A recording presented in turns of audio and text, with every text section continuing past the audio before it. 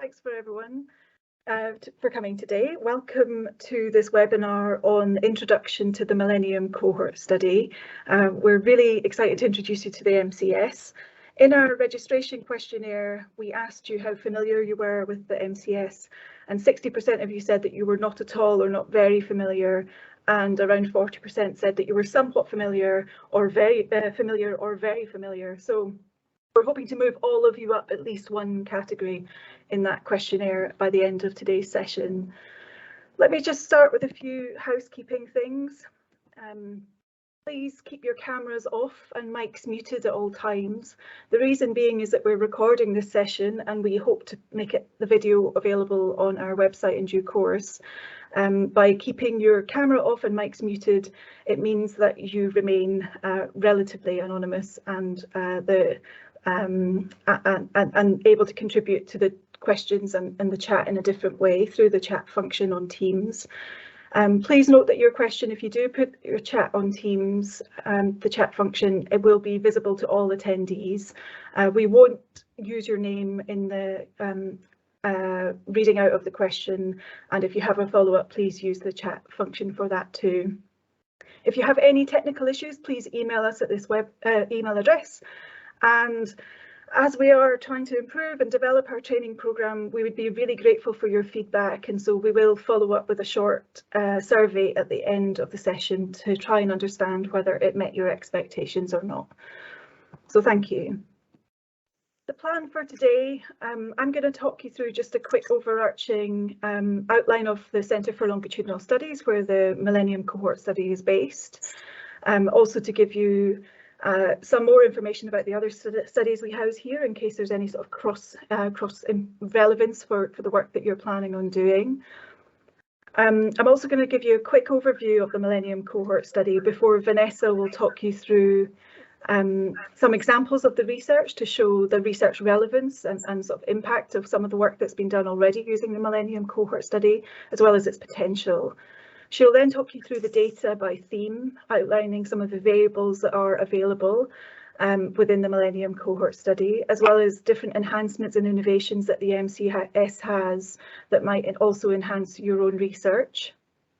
It gets a little bit technical, but hopefully not too much when we talk about the sample design and weight. So that's really about applying that information to your own research. And we'll give you an outline of the resources and available data that's already. The postman just delivered something. Also, we'll talk through about the plan for the future sweeps, and then the really interesting part, I think, is we'll have a Q&A to the live expert panel. I'll introduce them all formally in a second. But I will just say for now that Vanessa Moulton's the co-presenter, who's a senior researcher at the Centre for Longitudinal Studies, and my name is Morag Henderson, and I'm an associate professor in sociology at the Centre for Longitudinal Studies. The panel I'll introduce at the end, but they have various aspects of expertise on the Millennium Cohort Study, and that's a chance for you to ask questions live. Okay, so let me get started then. Just a little bit about the Centre for Longitudinal Studies. It's a centre that's based in UCL Institute of Education and is home to 4 national longitudinal studies which follow the lives of tens of thousands of people across the UK. Each of the studies are nationally representative groups of people born in a given time period, week, year, etc. For some cohorts, it's a specific day.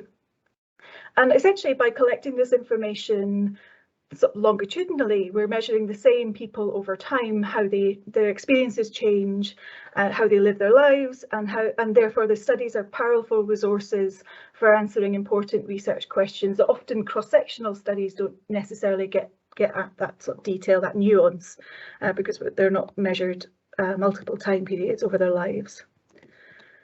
So here's just an overview of the timeline of the 4 cohort studies we currently house and have. There's the 1958 National Child Development Study, the BCS-70, Next Steps, sort of fills in that gap between BCS-70 and the current youngest study is the Millennium Cohort Study, and obviously the focus of today's presentation.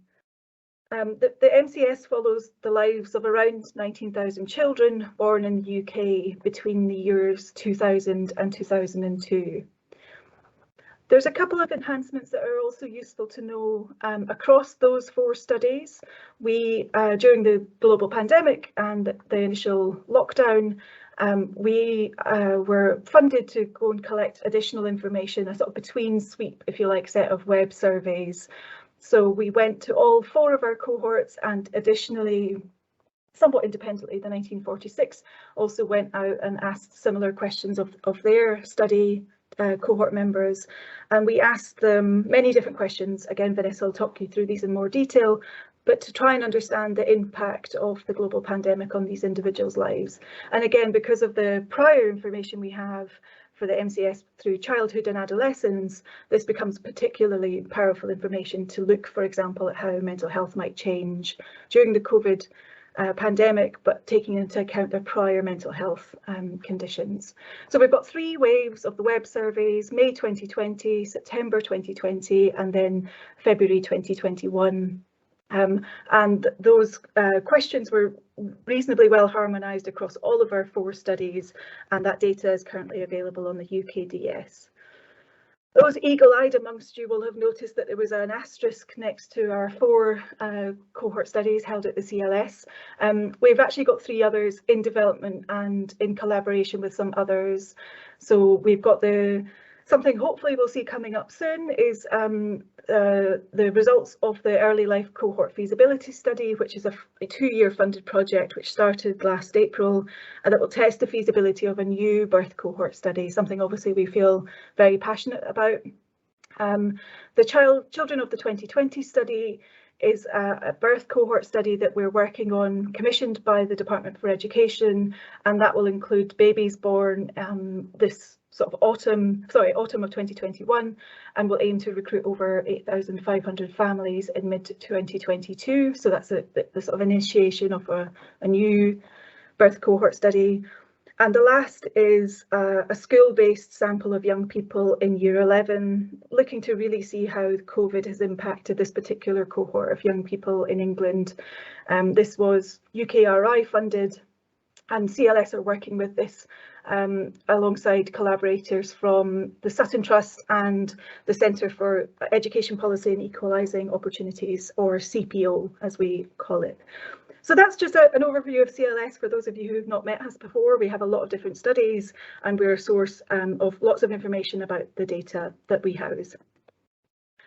Let me go into a bit more detail about the Millennium Cohort Study, obviously the focus of today's interest. The Millennium Cohort Study is a birth cohort study of over 19,000 individuals born in 398 areas of the UK from the years 2000 to 2002.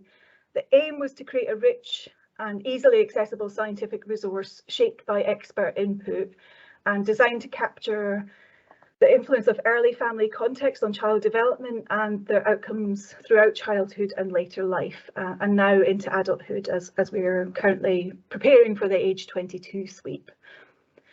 It collects information about the cohort members' physical, socio-emotional, cognitive and behavioural development, as well as their parents' health, parents' employment, education, income, poverty, housing, neighbourhood, among many other topics. And these guides that I've just put reference to at the bottom of the slides offer some more information about the cohort profiles, and they give a good overview of the contents of the MCS. We're hoping we will achieve a similar thing today, so those are just there for future reading should you need it. Just a little bit about the MCS population. I've mentioned already that they were born between 2000 and 2002. For England and Wales, the sample period, the cohort members were born between September the year 2000 and August 2001 for England and Wales.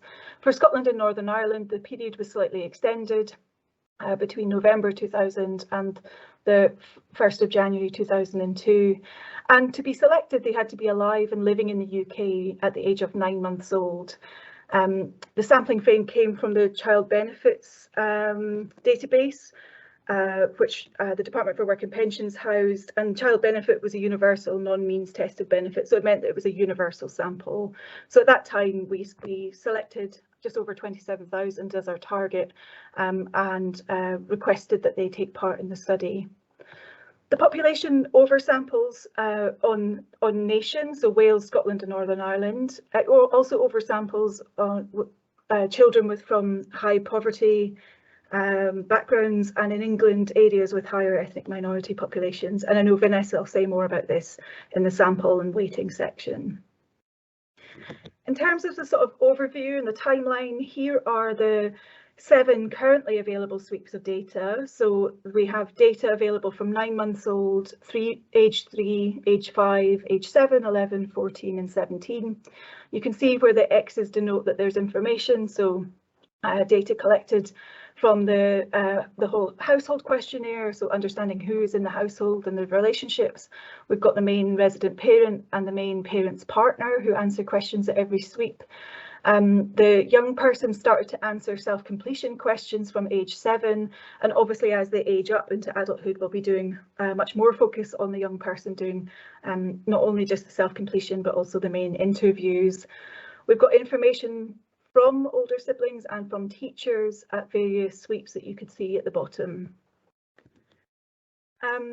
In terms of some of the sort of characteristics of the information, and again Vanessa's going to talk in a lot more detail about these, you can see that we've got physical measurements throughout the whole of the study. That might be height, weight, etc. There's cognitive assessments which were age appropriate, taken from age 3. We've got activity monitors, so these were sort of accelerometry wearable devices that we asked the young person to wear for a particular period and collect data on that. At age 14, we also have the time use diaries, where work with Jonathan Gershuni and others encouraged us to document, encouraged us to ask our cohort members to document how they spent their time. We've also got saliva that can be, from which DNA and genotyping can be extracted, and we've also got consent to linking to different administrative data sources. So that's a very brief overview, but again Vanessa will go into a lot more detail about the types of information that's available. Just to say a little bit about the achieved sample, this graph shows the number of families that we've achieved at every sweep. Like all longitudinal studies, we suffer from attrition, but here is the sample that we've achieved over time. We started from just over 18,000 families, and at age 17 we've got just over 10,000 families. Obviously when you're thinking about merging and target samples or analytical samples, those numbers may cohere slightly differently, because not only do we have singletons in our data, we also have twins and triplets, which changes the sample a little bit. We also have a boost at wave 2, so we had an additional 1,300 or so new families at age 3. Data or analytical samples for main parents and main parents' partner may also differ because they had differential response, but more information can be found about that in the user guide. Okay, over to Vanessa, I think. So Vanessa's going to talk you through some examples of research using MCS to sort of give you some inspiration on the opportunities available for using the MCS. Vanessa. Sorry about that. So thanks, Morag. As Morag mentioned, I'm now going to show you some research that has been conducted using the Millennium Cohort Study. And there is a mass of literature, both journals, working papers and evidence for public policy. And these examples are not necessarily those with the highest impact, but they illustrate some of the work that can be done with the Millennium Cohort Study. So the first study looked at the extent to which taking part in out-of-school activities during primary school is linked to primary school attainment, social, emotional and behavioural outcomes for all children, and especially those who are disadvantaged. A wide range of activities were included, for example, breakfast clubs, after-school clubs, formal and informal childcare, sports clubs, religious activities at age 5, 7 and 11. And this was used in conjunction with administrative educational data at Key Stage 1, which is age 7, and Key Stage 2, which is age 11. And these are official teacher assessments, which form part of the National Pupil Database. And along with that, there was a well-validated parent report measure of mental health. Also, a wide range of control variables were used. So, for example, mental health at an earlier age, preschool ability, and the early years home and school environment. And this work showed significant inequalities in the take-up of out-of-school activities. And these activities, for example, sports clubs and others, were positively associated with attainment at age 11 and also mental health. So this is another study which examined whether the timing of father's departure matters and whether there are especially sensitive developmental periods. And this uses data from across childhood from ages 3 to 14. And it finds that father's departure has a negative effect on child mental health, especially internalising symptoms. And this was especially true for girls over 7 and for both boys and girls in later childhood. So another piece of work, this study looked at the influence of wealth, and which both financial and housing wealth on cognitive ability, mental and physical health at age 11. And wealth is collected at age 11 and age 14, and I think 17 as well. And at each sweep, the MCS has collected a number of other parental socio-economic indicators. So this includes things like parents' highest education, both academic and vocational, socio-economic circumstance, for example, occupational or social class, income. And this study looked at the influence of wealth over and above these socio-economic measures, and also a measure of permanent income, which was actually constructed using income data from ages 3 to 11. And this study found that housing wealth was related to fewer mental health problems over and above other socio-economic measures, but was not related to cognition or physical health compared to specifically permanent income. And this work here, this forms a part of the initial findings of the age 17 survey, and it showed that a third of children age 17 are obese in the MCS, and children from disadvantaged backgrounds in particular are disproportionately affected. And at age 17, just over a quarter of those from the lowest income quintile classify as obese, falling to just under 14% of those from richest households. Much work in the MCS has been conducted on obesity and also in conjunction with the other cohorts, and it's been shown that the probabilities of being overweight or obese in cohorts born after the 1980s were 2 to 3 times greater than those born before. So these are just a few examples of the work that has been done using the MCS. So now I'm going to get a bit more into the nitty-gritty of the content. This section of the webinar is designed to whet your appetite by theme and discipline. It's by no means extensive or exhaustive, and the measures included in each sweep reflect the age appropriateness of the questions for that age, for that sweep of that age, funders' priorities at the time, the best measurement evidence from scientific studies, and there's always this constant tension in the data collection for it to be suitable within sweep and also comparative over time and also between other cohorts. So as Morag has mentioned, across the live course there's a vast amount of information that's been collected about the cohort members, and that the content is multidisciplinary, spanning social, economic, psychological and medical.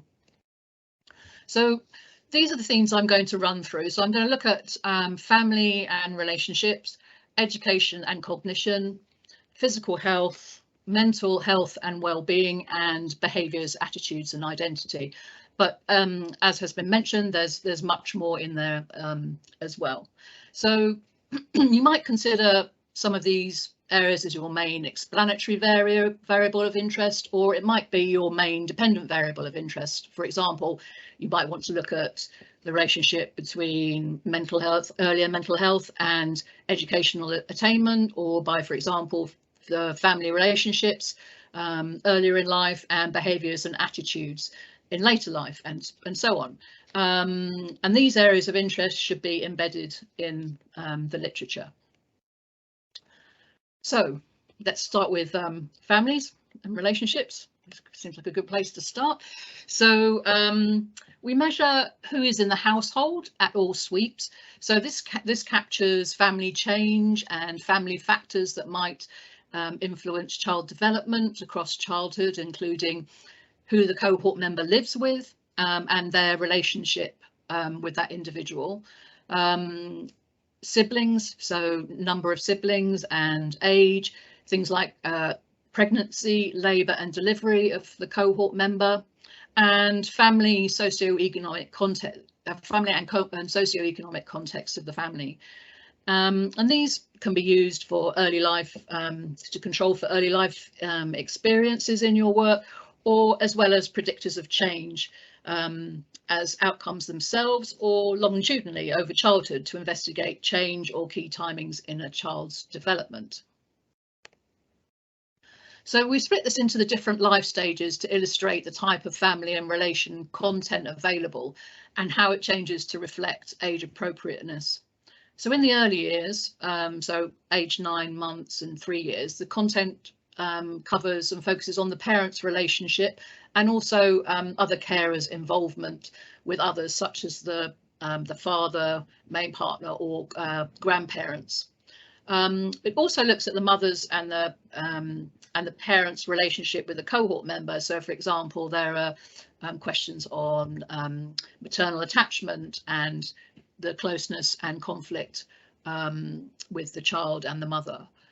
In the primary school years, there is also still a focus on the parents' relationship with the child, including discipline and parenting activities, but it also includes, as the cohort member gets older, their relationships with others. So, for example, the main carer's partner's relationship with them, their relationship with their siblings, and also their relationship with their friends.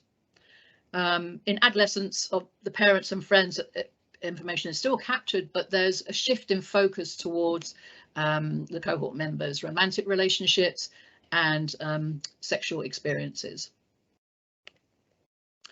So moving on to education and cognition, and again, education and cognition earlier in life can be used as controls. They could be main predictors for some outcome later in life, as well as outcomes.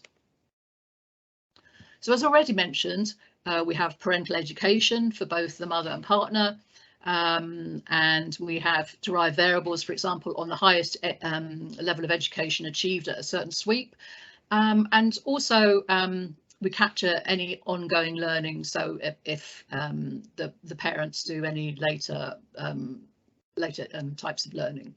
In terms of the child, so the provision for the child, we have questions on early education provision, the foundation stage profile, and also, as Morag mentioned, at ages 7 and 11 there was a teacher's assessment, and included in that were questions around the child's ability, their groupings, sets that they were in, their behaviour, their language, and issues like special educational needs. Also, as I mentioned earlier in one of the examples, we have Key Stage 1 and 2, and also for the GCSE assessment appended to the Millennium Cohort Study from the National Pupil Database. And there's also an equivalent GCSE self-report at age 17. There's also questions around things like study intentions and what they want to do in terms of higher education. So across childhood, a number of cognitive assessments have been completed by the cohort member, and this table groups tests by the main skill measured. So just to say that even though a test measures a specific domain, so for example verbal skills, there are always other skills and types of processing going on as well. So the first assessment at age 9 months was completed by the parent, and this was the developmental milestones, and this captured things like social and communication skills, gross motor coordination and other things. And at age 3 the cohort member completed the Bracken School Readiness Assessment, as well as a verbal skills measure from the British Ability Scales, naming vocabulary. And this measure was repeated again at age 5, and since that point, other verbal skills has been measured at age 7, 11 and vocabulary at age 14. So as well as the cohort member at age 14 completing the vocabulary tests, the parents also completed the vocabulary test too. So you've basically got a measure there of parental cognition as well, which can be useful in terms of controlling for the parents' cognition too. Other cognitive domains tested include things like nonverbal reasoning, mathematics and numeracy, visual processing, and more specific cognitive processes such as decision making and spatial working memory. So the MCS also has a strong focus on health. So throughout childhood, as Morag mentioned, there are measurements and samples have been collected. So through ages 3 to 17, the MCS has collected height, weight and BMI. At ages 5 and 7, waist circumference was collected, and at ages 11, 14 and 17, body fat. So as well as the anthropometrics, the MCS has collected samples, and the most recent was the saliva sample at age 19, which Morag's already mentioned, but also there was an oral fluid sample collected at age 3, which was used to detect whether the child had had a variety of infections, and also at age 7, the cohort members were asked to send in their baby milk teeth so that we could test for lead exposure. And as mentioned earlier, the cohort members wore activity monitors at age 7 and 14, and I'll talk a little bit more about that later. So as well as objective measures, there are also self-assessments of parental health, also the cohort members, their general health, any long-standing illness that they have, and this is measured over the course of childhood. And in adolescence, there are measures and questions about puberty, periods, contraception, sex and pregnancy. And as well as samples, objective measures and self-assessment, there is also linked administrative health records, and at the moment there are linked records for Scotland and Wales, but there will be more in the future. So and finally, in terms of the MCS also collects health behaviours, which could explain some of the health outcomes that I've talked about already, or perhaps other outcomes. Or it could be explained by, these things could be explained by earlier life factors that I've already discussed, such as family relations, education and cognition. And these include things like physical activity, which was collected from age 7 to 17. We have a number of questions on diet, including eating choices, whether they're dieting, their body image, and then other questions on sleep, drug use, smoking and also drinking. So they're moving on to another area of mental health and well-being, and there's been much work on this area using the Millennium Cohort Study, and there are a number of mental health measures available. The Strengths and Difficulties questionnaire, which measures emotional symptoms, conduct and peer problems and hyperactivity, as well as prosocial behaviour. And this has been a parent reported measure at every sweep of the Millennium Cohort from age 3.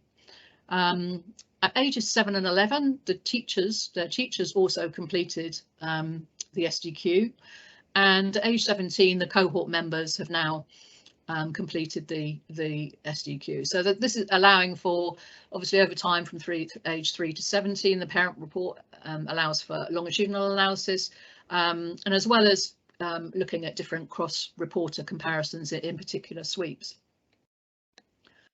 The parents have also completed the Kessler, which is a measure of depression and anxiety symptoms, and they've completed that from when the child was aged 3 through to 17.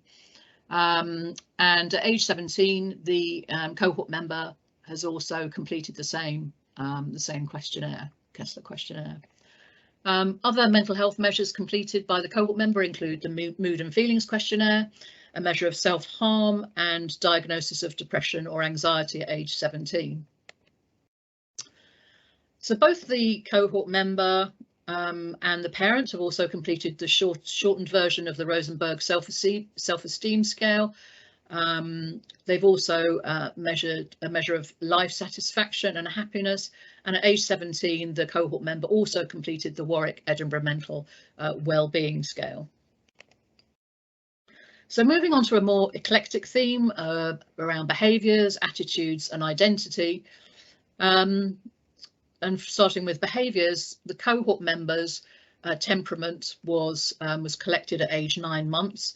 That was obviously a parent report, and personality at a later date around age 17. The study also captures the personality of the parents. Other psychosocial measures include self-regulation, for example, independence and self-regulation, emotional dysregulation and cooperation in early childhood, so ages 3, 5 and 7, and then self-control in adolescence, and other areas including whether they're risk takers, antisocial behaviour, bullying and victimisation. So in addition, the study collects information on the cohort members' activities and interests throughout mid and later childhood, their aspirations for the future in things like education, work, relationships and material wealth.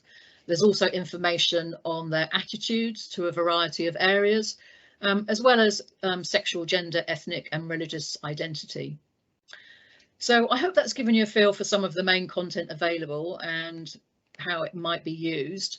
There's also a range of data enhancements and innovations which both Morgan and I have mentioned some of them, but I'll go into them in a little bit more detail, and you can use these alongside the main content. So first, I'm going to explain the different types of data to inform this next section. So there's a wide range of data available, and the data goes through a process of classification based on sensitivity and disclosure, and is grouped into low, moderate and the most sensitive and disclosive data. And most of the main survey data that I've talked about has been classified as low level of sensitivity and disclosure and is licensed under what we call the end user license. And in this scenario, your application is authorised directly by the UKDS and you can download directly from there. Other data which is under special license is moderately disclosive, and the most sensitive data or disclosive is available under secure access license. This is data, for example, linked health and geographical and educational data. And this is harder to access. And in order to access this, you need the secure. In order to access the secure data, you will need to attend a specialised training course.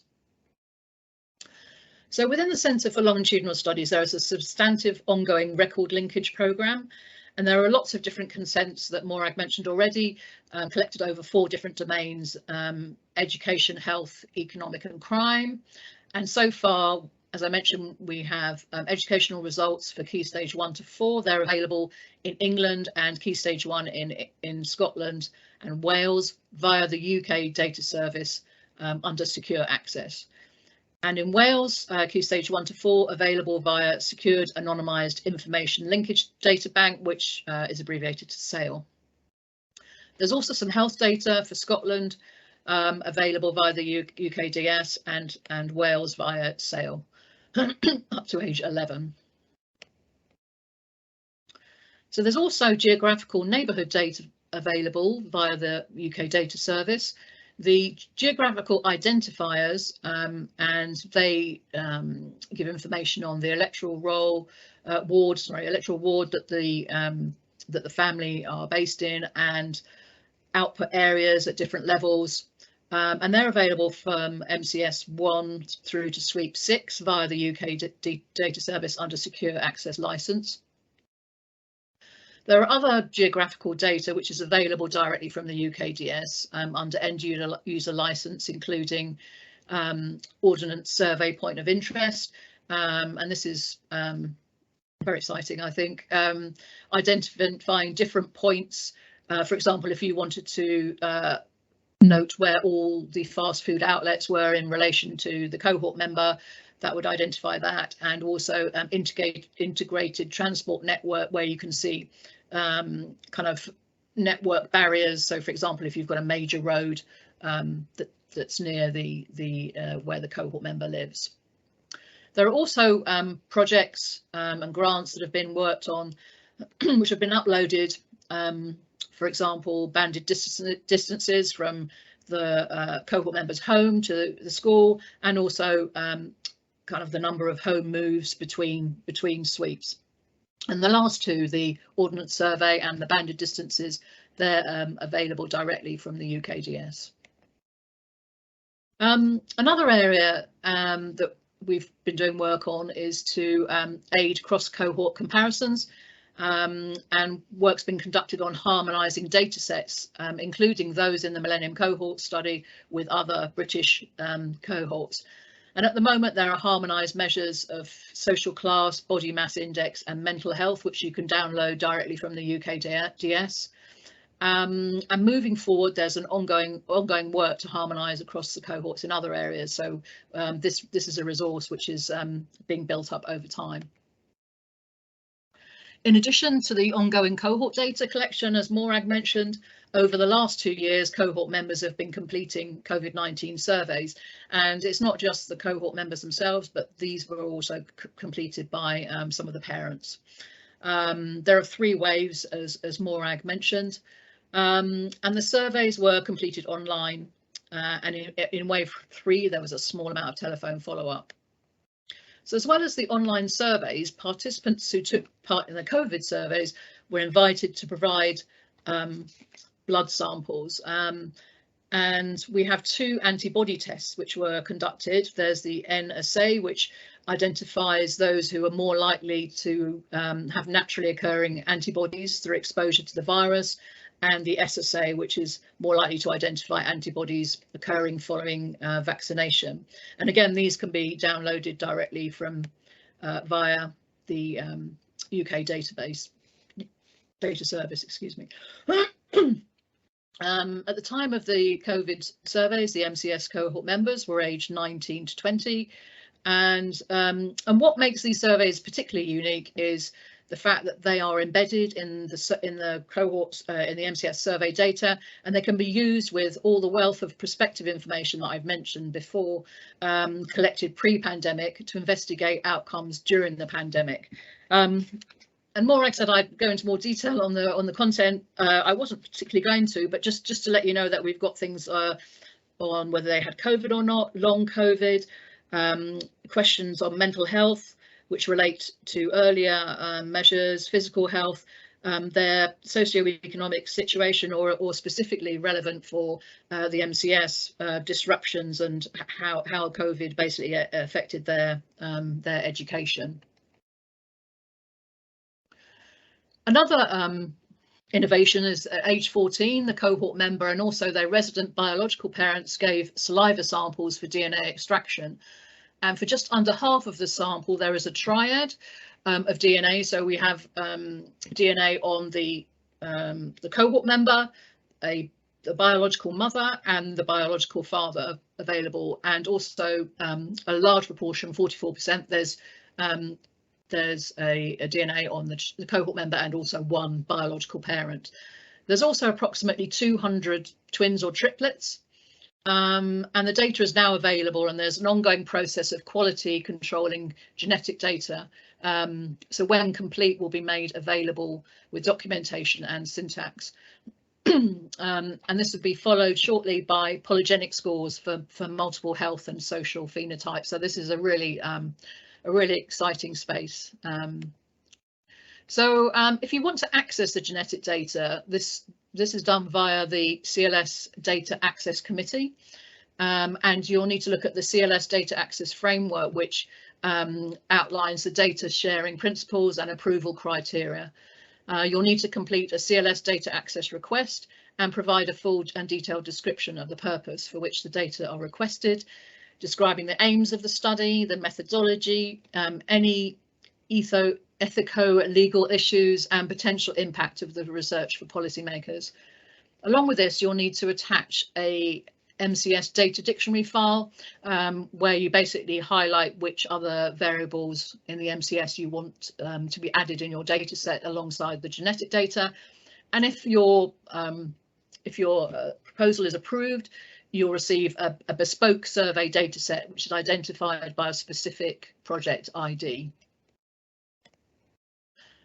And finally, the MCS age 14 survey was the first large-scale population study in the world to incorporate objective measurement of physical activity using accelerometers alongside self-reported time use for the same period into a social survey.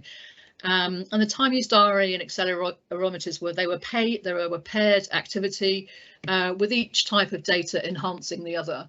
And a full record of activities were collected for 2 selected days. And it included also where they were at the time, who they were with, and how much they liked the activity. Excuse me.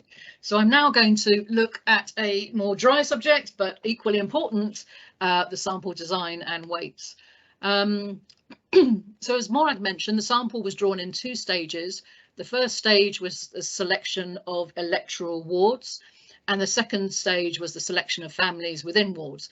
And all of the electoral wards in the UK were allocated into one of 3 types: ethnic, disadvantaged, and advantaged.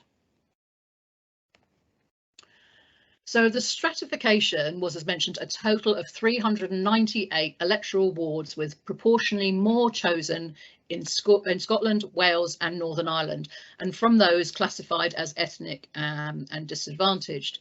So the ethnic was defined as wards in England in which 30% or more of the population were Black or Asian, according to the 1991 census of population, where Black were Black Caribbean, Black African and Black other, and Asian were Indian, Pakistani and Bangladeshi, as reported by the census form. Disadvantaged were the poorest 25% of wards, not classified as ethnic, and as defined by the 1998 Child Poverty Index, which is based on the proportion of children living in families in receipt of certain state benefits. And the third group is advantaged, and it's slightly misleading in the sense that it's basically all other wards not classified as ethnic or disadvantaged, so it doesn't necessarily mean they're well-off areas. It's just used as a relative term to disadvantaged. So just to show you how the 398 wards were broken down within countries and the number of productive families within country from MCS 1 to 7. So you can see that England, for example, was represented by 200 wards, and the devolved nations around sort of 62 to 73. And as Morag mentioned, there's been a certain amount of attrition over time, but the attrition is slightly higher in the devolved countries. So analysis in the MCS needs to take into account the stratification and clustering sample design. Otherwise, your standard errors will likely be underestimated, and it could result in significance tests being invalid.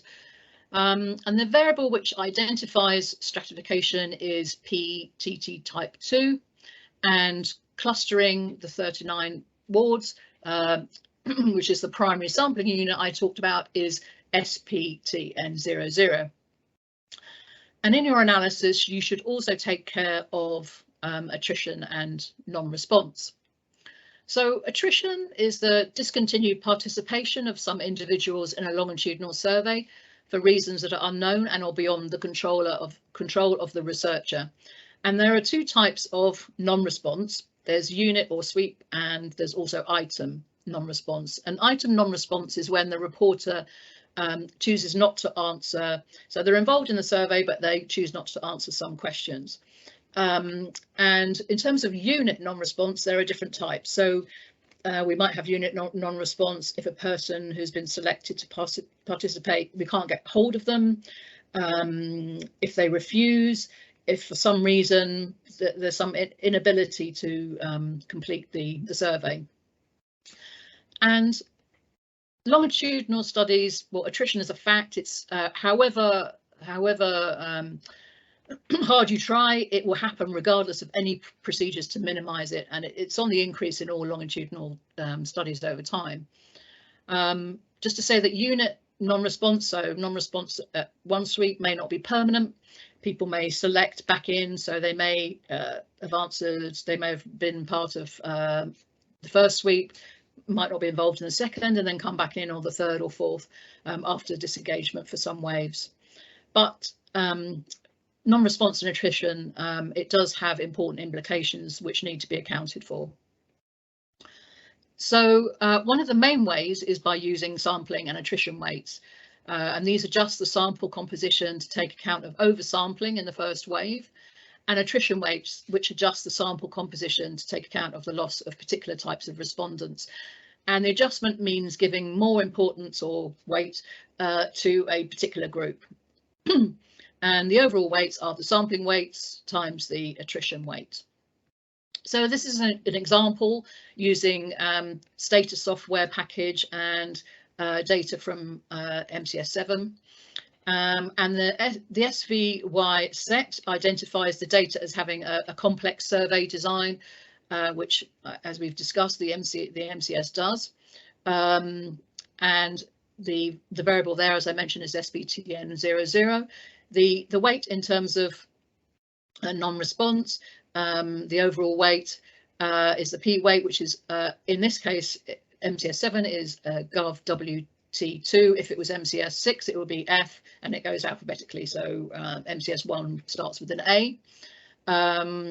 The strata, as I mentioned, was PP type 2, and then there's also the finite population correction factor, which is when basically when the size of the sample becomes a large fraction of the size of the population, we use this to compensate for that, and it will correct how much extra precision we achieve when the sample size becomes close to the population size.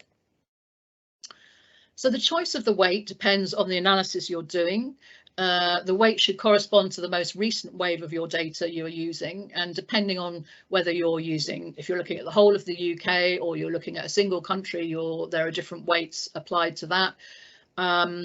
If you are using a Stata regression command or other software analysis package which doesn't support SVY, then you should use the weight option.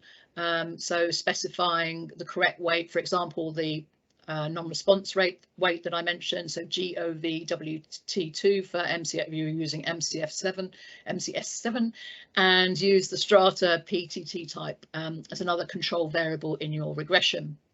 Or even better, you could use more advanced statistical techniques such as multiple imputation or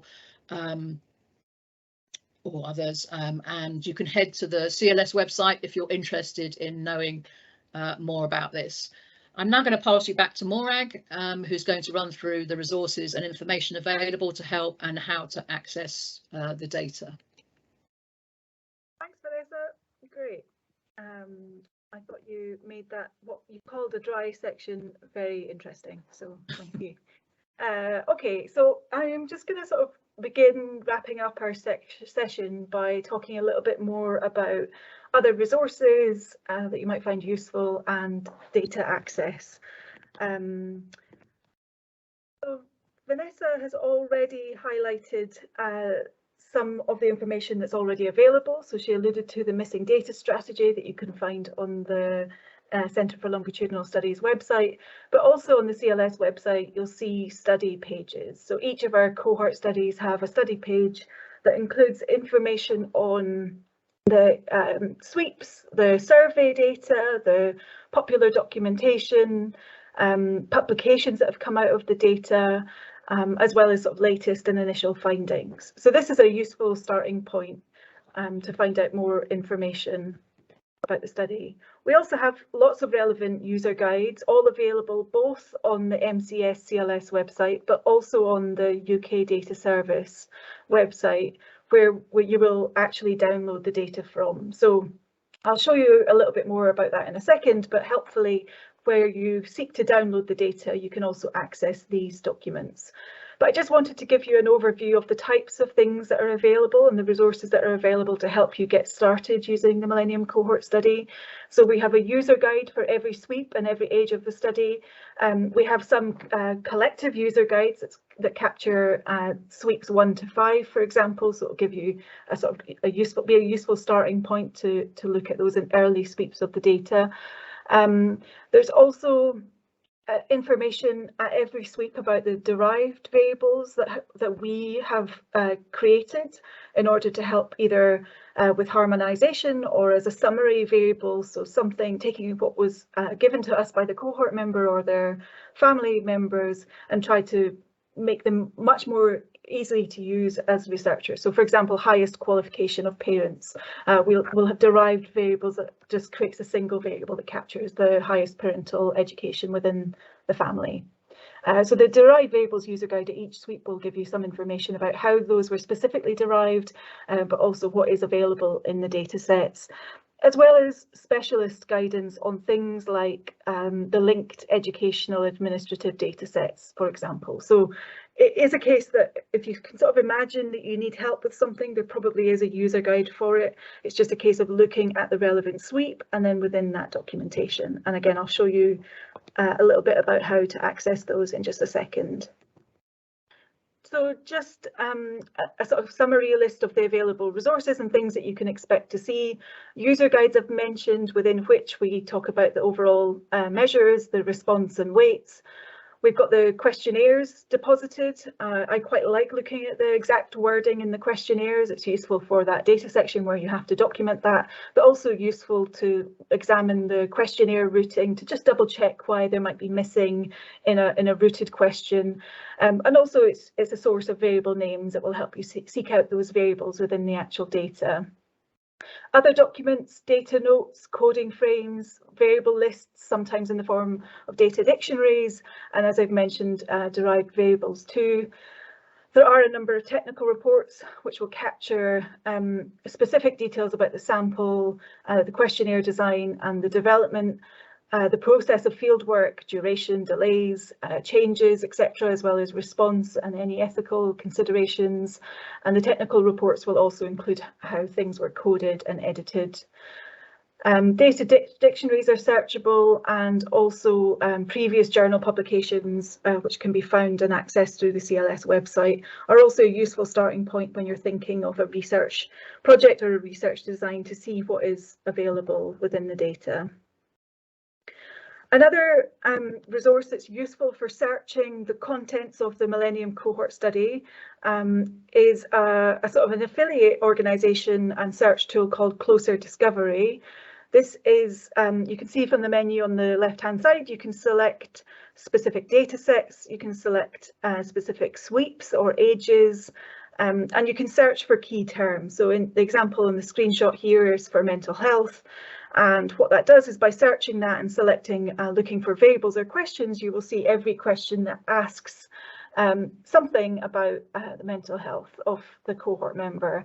And so you can see in the results that there are some responses from the COVID-19 sweeps of the Millennium Cohort Study, as well as age 11. There is an exhaustive list, so you will, there's 1 of 50 of 484. So you can sort of refine your search as you go, but it's a useful starting point to check to see what questions or sort of substance of questions are available in the Millennium Cohort Study. So that's Closer Discovery.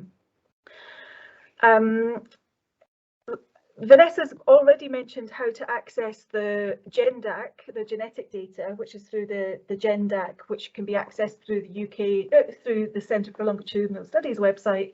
But most of our data, and certainly all of the non-secure or non-sensitive data, is downloadable from the UK data service. The process for applying for more secure data that is not genetic is also through the UK data service. So this is a really important resource for you to go to download that data. MCS is available here. It's free to download for students, academics, government analysts and third sector, anything non-commercial essentially. If you have commercial interests, your application may be queried or re-examined if not rejected. But this is where you would go to seek out the data. And so when you're on the website, if you search for the Millennium Cohort Study, you can see here just some headlines and documents available for the 7th survey from 2018. So under documentation, there are examples there that I've already mentioned: data dictionary, derived variable file, technical report, user guide, as well as that crucial tab on the top right that says access data, where you would click to download the data.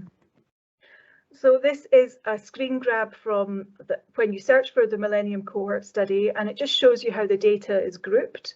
So the first one is survey and biomeasures data.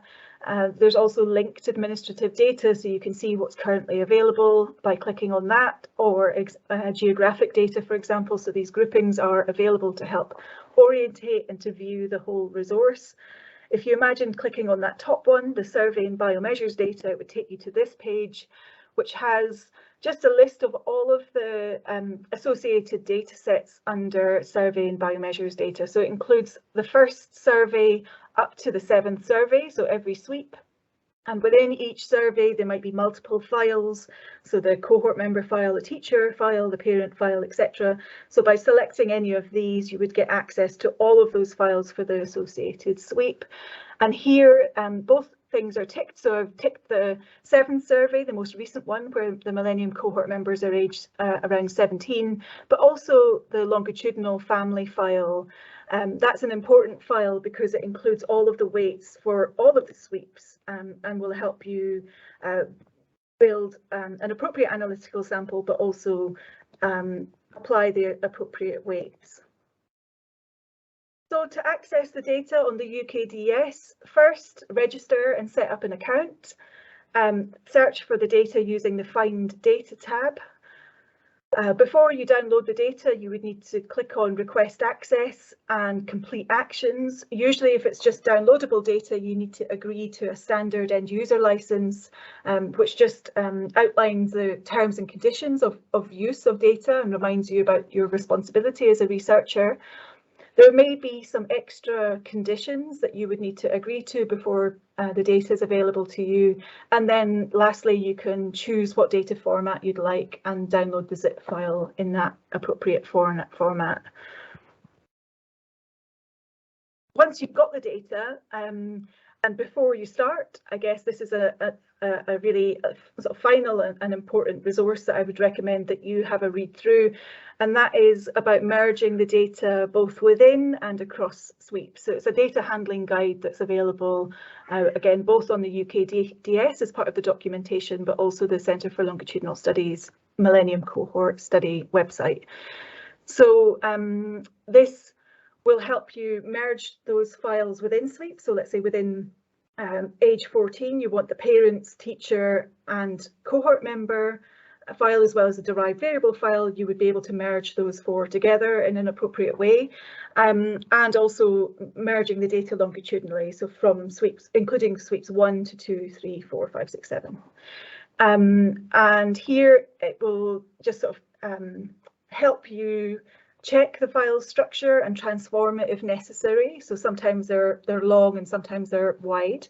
You can identify how the merging variables work. So what is the key cohort member ID, and also other IDs within the MCS ID, and then the cohort member ID, because as we've mentioned, the twins and triplets might share the MCS ID but have their own cohort ID, so to merge them appropriately you need to use both, and other IDs that are important. And so this guide will give you advice on how to change the variable names to make them merge properly, and also this will encourage you and help you check that the merge has been done properly.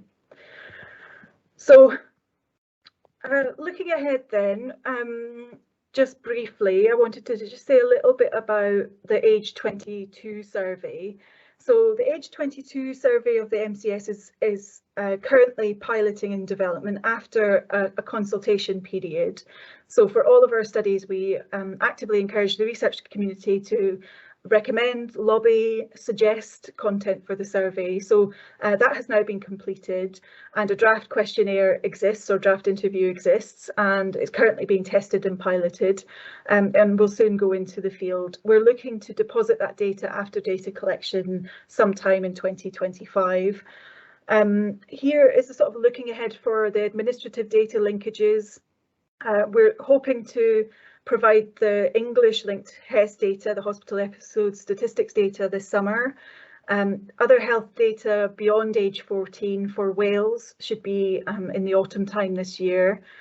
We're seeking UCAS, university application information for this cohort, so we know what their choices of university and course were, and we're looking to be able to make that available to researchers at the end of this year, as well as the information from the Police National Computer for England at the end of this year. So lots of things are happening for linked administrative data, and we'll make that available as soon as we can, and we've quality checked those. Proposed content for the MCS-8, the age 22 survey, things that you would expect as they enter the labour market, but also following up on repeated measures that we've captured in previous sweeps on these main topics: education, physical health, cognitive skills, mental health well-being, and then risky behaviours, activities and attitudes, and then looking to see how their employment experiences are shaping up in early adulthood, but also their family and romantic relationships are shaping up. So that feels like a lot. Hopefully you found that useful. I'll just quickly talk through what we've covered and then we'll move to the live Q&A. So just please keep putting your questions in the chat. We're going to work through those in order. So please put your question in the chat. We encourage you to keep your cameras off and mics off and just use the chat function, but there may be time at the end where we stop recording that you can ask us questions if you've got a specific question that you want to ask verbally. But just to say what we've covered, and we've done a brief overview of CLS and MCS. We looked more detail about the types of research that can be done using this data resource, as well as specific variables, scales and measures under the sort of scientific themes of the Millennium Cohort Study. Vanessa talked through the enhancements and innovations, as well as the sample design and weights. And then lastly, I've just taken you through the resources that are available and pointed you to places where you can find those resources, but also access the data. So let's move now to the Q&A to the panel. I'll just ask our panelists, if you can, to put your cameras on and mics on, just to say a quick hello. And just a reminder that it would be really helpful to us as a training team if you could complete the feedback form. The link should be in the chat, and Richard will point you to that in the chat. So we'll encourage you. It would be really helpful, as I say, to help us improve our training offer. But let me just introduce you to the panel. We've got Lucy Hazelden, who's a survey manager with the Millennium Cohort Study and has been based at CLS for a number of years. We've got Rachel Rosenberg, who's a research data manager who has her own longitudinal story for the Millennium Cohort Study. So she was a data manager for the first, we think, 4 sweeps, and then went away, did some other interesting things and came back more recently. So she has a very longitudinal perspective of the study and the data and sort of format, structure and the derived variables. And lastly, we have Nicholas Libby-Rios, who's a research fellow and the study researcher for the Millennium Cohort Study, who has, I think it's fair to say, a particular interest in geo, but not exclusively so, but the geospatial data that's available in MCS. And obviously, you know Vanessa and me, and I will stop sharing my slides so I can see you all and start working through the questions.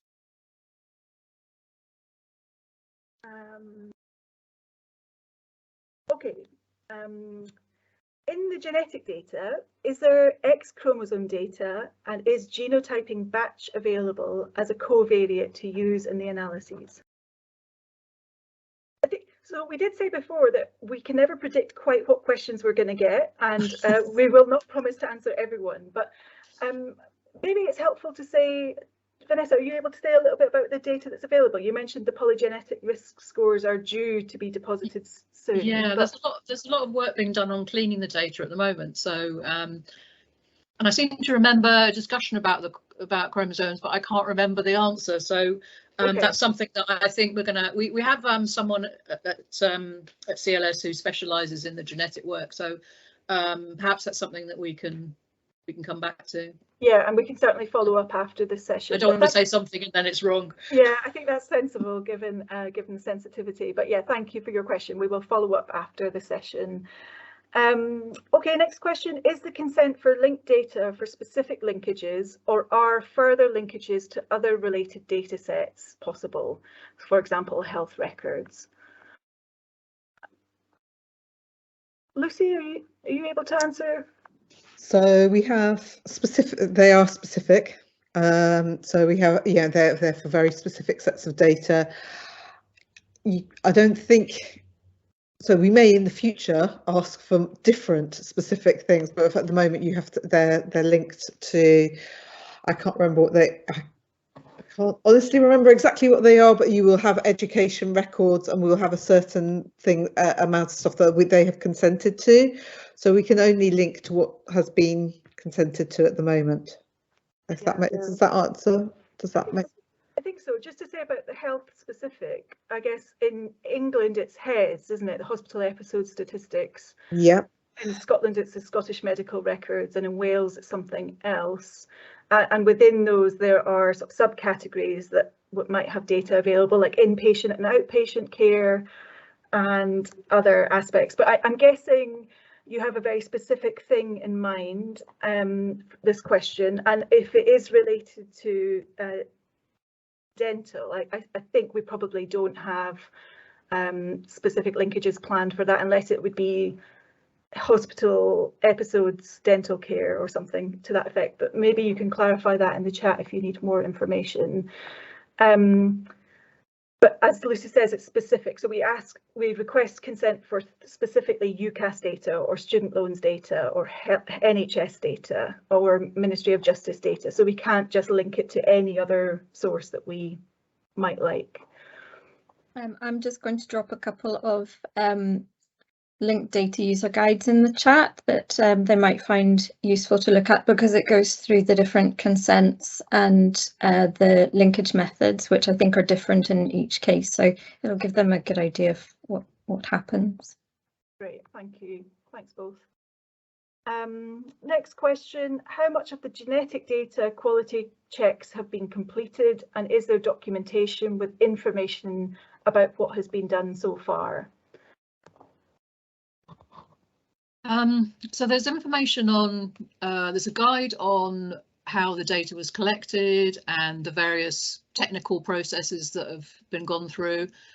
And that's as far as it goes at the moment. My understanding is that there's quality control going on now, and there will be guides and syntax in relation to that at a further date, but it's kind of its work in progress at the moment, and then, as I said, followed by the phenotype data. I would say it's unusual for us to do anything, to publish anything that's work in progress, unless it's a very explicitly work in progress. We would normally wait till we feel like the process is complete and document that, I would say. Yeah. I mean, there are various people working on the data at the moment from different, genetic specialists, and so I think they're going to, there'll be a critical mass of where their, stuff is put together, and so that it's available for everybody. Great. Okay, next question then. And I should say, if we're still not satisfactorily answering your question, please do drop us an email and we can follow up if you've got a specific thing in mind that you need. It's sort of hard to second guess what lies behind the question sometimes, so please do follow up if you have further questions. Next question, can you recommend any impactful papers about the MCS cohort? So I don't know if you mean impactful in sort of ESRC terms or policy terms, or do you mean impactful as in amazing science? But Vanessa, do you want to say anything about specific papers or where that person can find information about publications? Sorry, you broke up a bit there, Maureen. Oh, sorry. I was just saying, are you able to say anything about specific papers or where they can find more information about the MCS publications? So on the website, there's a an area that you can go to, which basically has the all the cohorts publications, and you can search on MCS. And if you're interested in a particular area, you can put in that area, for example, I don't know, mental health or physical health. I suppose there are the most impactful over the last few years, the last few sweeps that have been the mental health papers on mental health. And I think if you go onto the website, you'll see there that there's particular papers in relation to that. Yeah, absolutely. Yeah. So the big finding is that this generation of young people have worse mental health than ever before, and that's been well documented using this cohort. Okay, next question. I'm here from this organisation, and we use MCS to estimate the number of children who are bereaved, but we've always wondered if attrition might be affecting this group in particular. Any ideas how we could estimate this?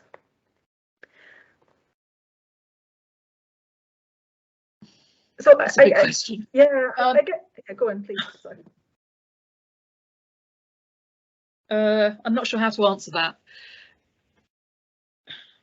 I've not looked at the mortality data at all, so I think it's more whether of children whose parents have died, are they more or less likely to stay in the study over time?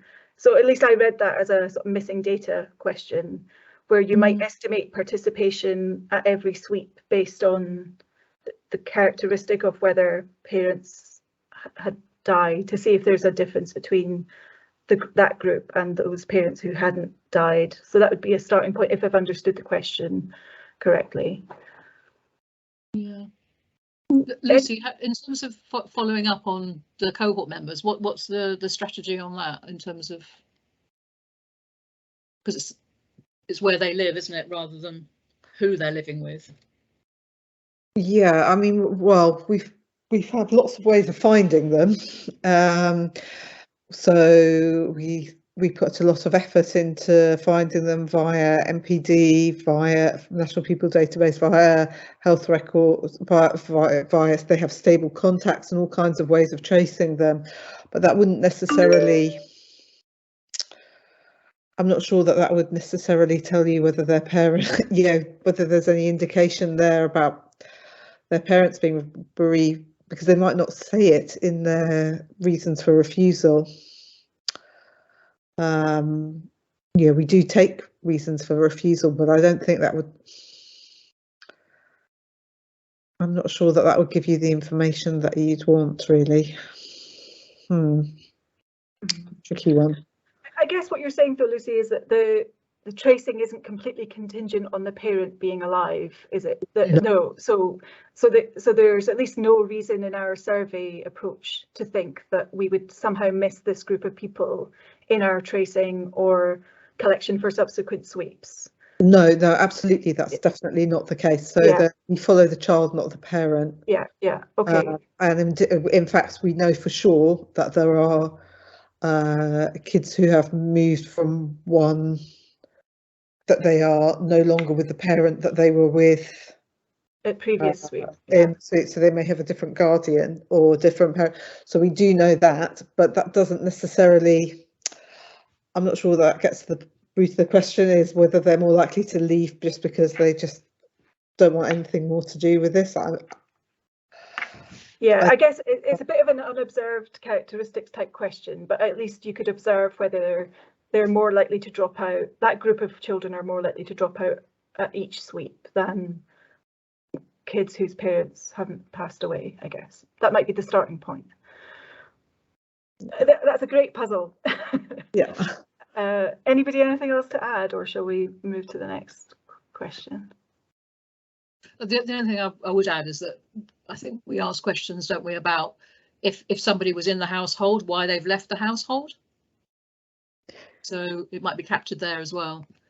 So we definitely do ask that. We ask for every person who was in the household last time why they're no longer, not necessarily why they're no longer in the household, but why they're no longer living with the cohort member, because they may be in the same house but the cohort member has moved.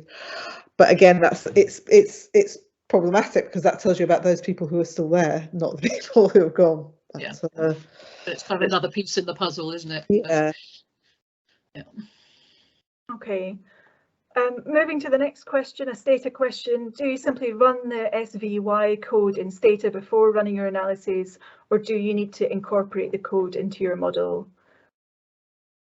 Normally you would just run that SVY survey set before, and then you'd have your code for your model, and then it would run using the weights. I didn't know that. I usually use the SVI colon, then regress X on Y. Is that not? Oh, maybe I didn't. I thought you had to tell them to use the weights applied. You can, but once you've run it once, you can. Oh. It'll then. Oh, yeah. Top tip. Thank you. Right, I didn't know that. So good. No was the answer. Just run the weighted code once. Okay, next question. Is it possible to carry out additional surveys with respondents?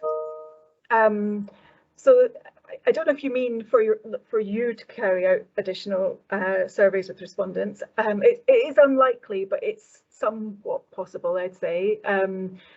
We have to consider participant burden and trying to avoid over studying, over contacting our sample members.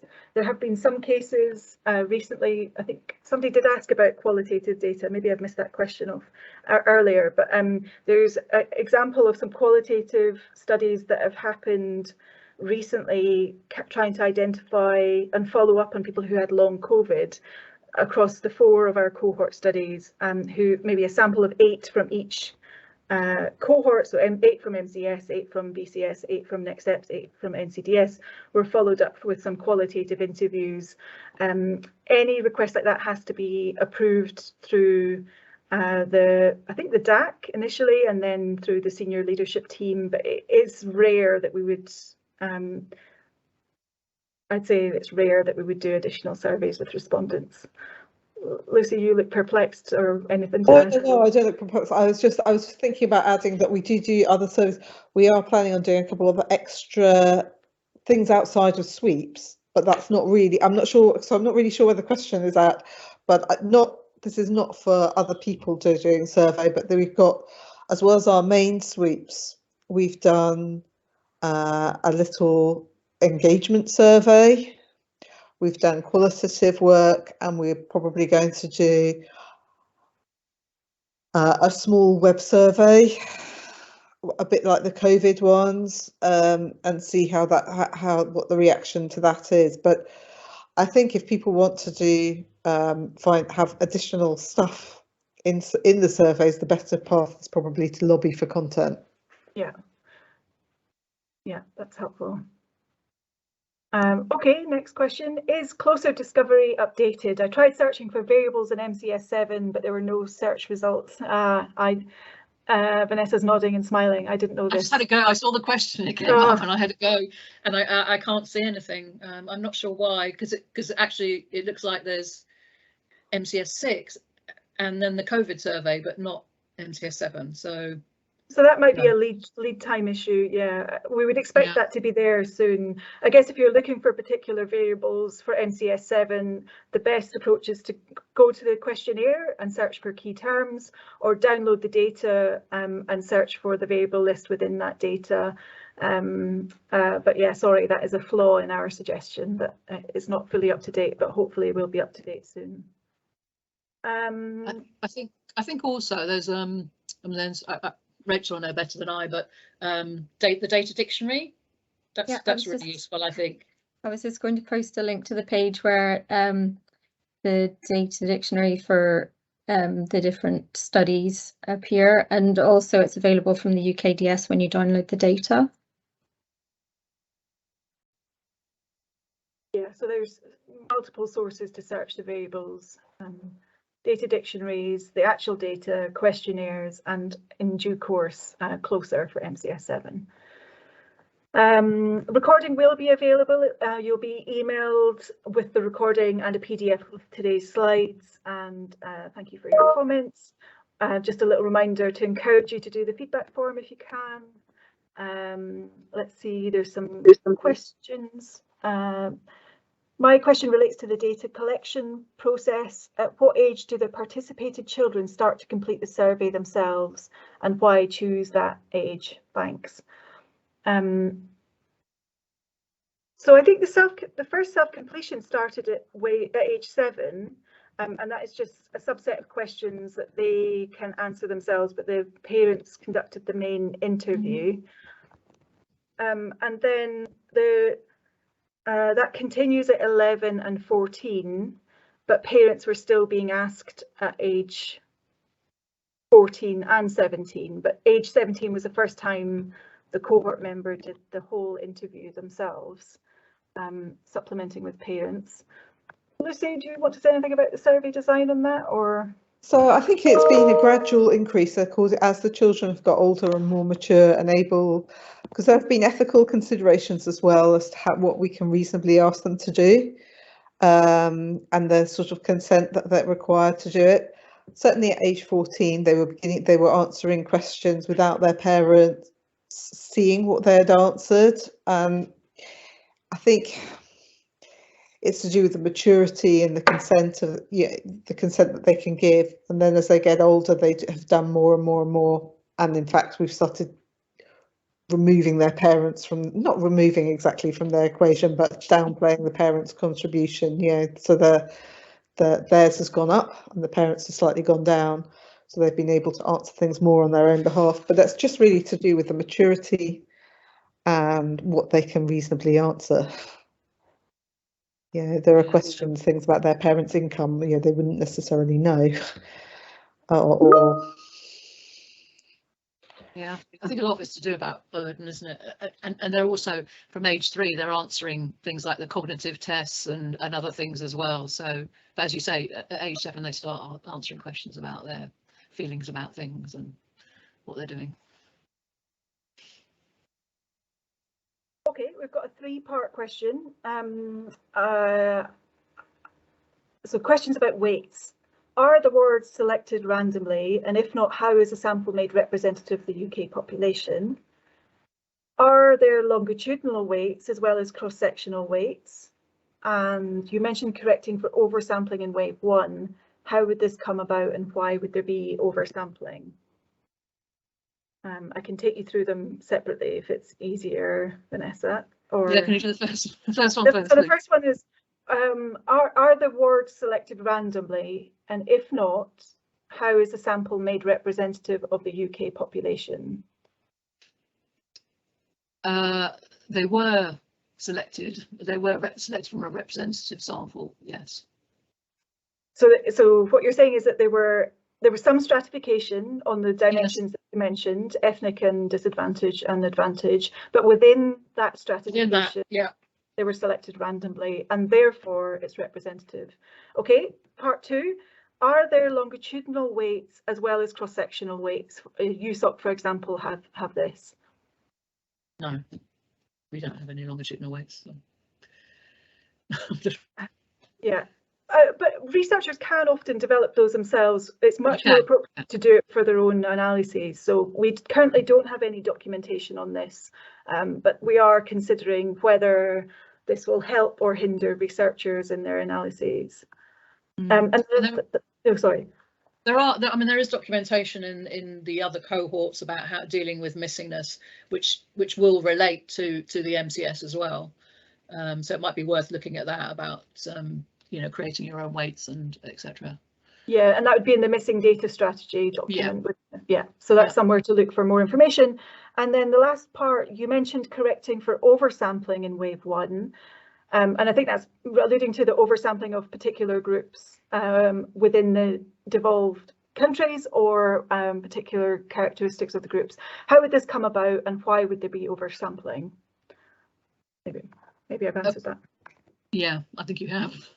So basically, because one of the objectives of the MCS was to look at particular groups, those that were disadvantaged, and to have oversampling on ethnic minorities or ethnic groups.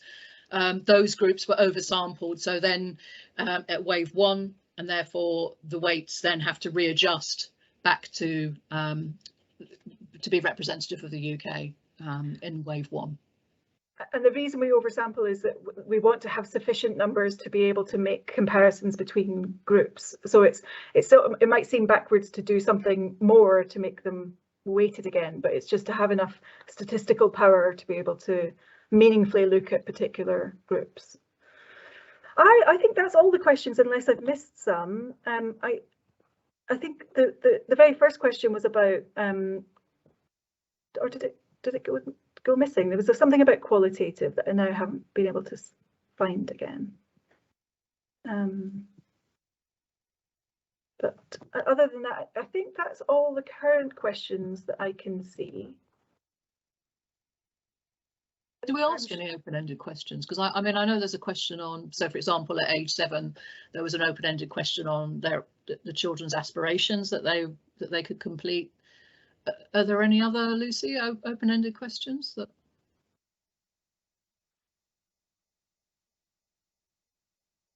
I think at the end of the COVID sweeps, there were some open-ended questions, like either was it just anything else you want to tell us, or was there, how is, you're muted, Lucy, sorry.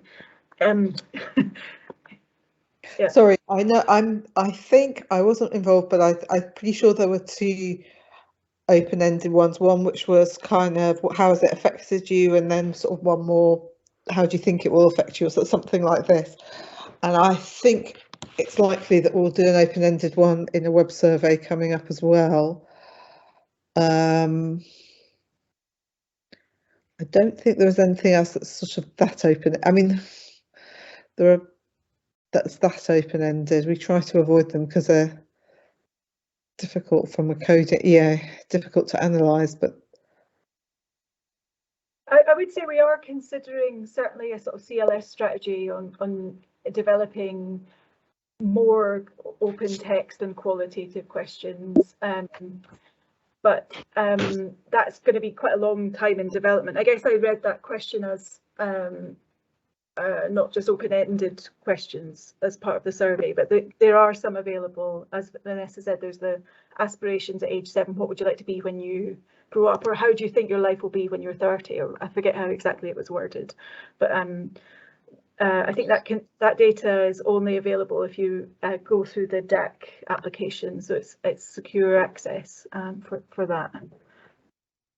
Okay, I'm conscious of time. I feel like we've maybe reached our exhaustion point on questions. So let's just formally wrap things up and stop recording and say thank you to our panel, and thank you to you for coming along and asking some very challenging questions.